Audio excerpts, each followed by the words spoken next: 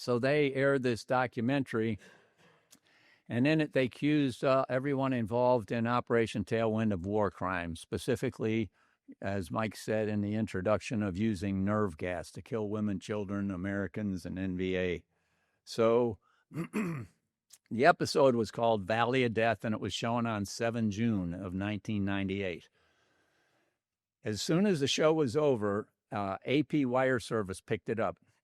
And then the French wire service picked it up. Then the Chinese wire service picked it up. And by morning, it had gone around the world multiple times.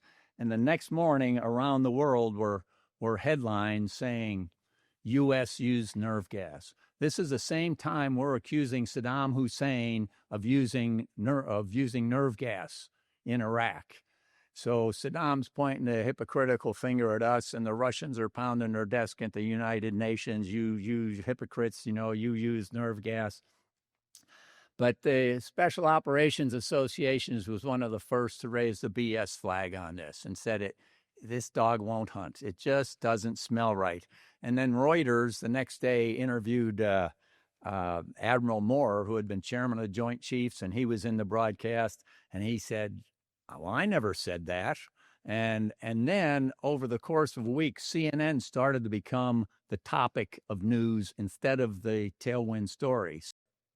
He comes down, does a quick investigation, and comes out and says the central thesis of the broadcast could not be sustained, and that CNN should retract the broadcast and apologize to the public, and in particular to participants of Operation Tailwind. Walter Isaacson, their chief editor, said, like CNN, we retract the story and apologize. But the thing was, and even Ted Turner was on the West Coast talking about at a